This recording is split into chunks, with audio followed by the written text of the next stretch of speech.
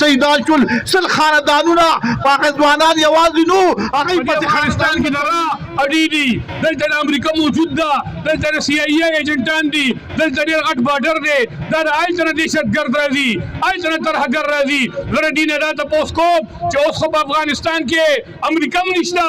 اوس خو په امریکا په افغانستان کې د سی آی ای او د را ایجنټان هم نشته اوس خو افغانستان سره بارډر د چترال نه واره را پاسېدل به غواړي د امر خو هسې نه مرګ دی یو ورځ به خامخا راځي خو که په نرتوب باندې مړ شو د خپل کام لپاره د خپل ولس لپاره مو اواز اوچت کو خپل راتلونکي نسلونه مو د ظلم نه خلاص کړل نو دا به زما او د ستاسو غټه توره او غټه غیرتي انشاءالله په 8 فروری باندې به په پېښور کې په اشنغرۍ کې یو ډېر عظیم الشان امن مارچ کیږي خیبر پختونخوا امن مارچ زما ټولو ځوانانو ته درخواست دی هغوی ته مې ګزارش دی چې راووځئ په دې کې شرکت وکړئ په دې کې شریک شئ خپل کورونه بچ کړئ خپل ځوانان بچ کړئ خپل زلمي بچ کړئ دا بې غیرته حکمرانان او واکداران دوی د ډالرو خوند اخیستی دی دا زما او د ستاسو د وینو په سر باندې ډالر اخلي دا به بیا دلته په خیبر پښتونخوا کې حالات خراب کړي دماکې به کېږي بیا به دې امریکې ته وایي چې دلته حالات خراب دي موږ ته پیسې راکړه چې موږ اپریشن وکړو بیا به دلته فوجي اپریشن کېږي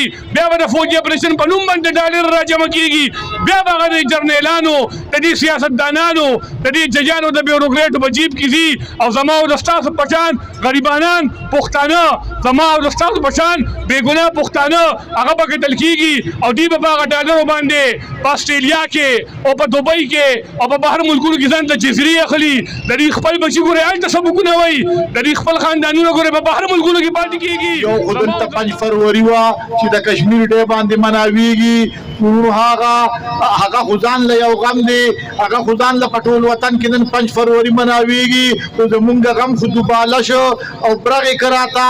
نو د کشمیر خویندې میندې چې هغه هلته بې عزته کېږي کشمیر رانه غاصبانو نیولې دی هندوانو نیولې دی او که په کشمیر زمونږ په دې پاکستان په خاوره باندې غاصب شوي دي مونږ نه یې خاوره نیولې ده مونږ نه یې وطن نیولې دی په بدماشۍ او په زور یې نیولې دی هلته د مسلمانانو قتل عام کېږي هلته کې ځوانان وژني هلته بوډاګان وژني هلته د پیغلو بېعزتۍ کوي د زنانو عصمت درۍ کوي موږ د هغې غندنه کوو او بین الاقوام ته دا خبره کوو چې د دې مسلې حل دې راولي د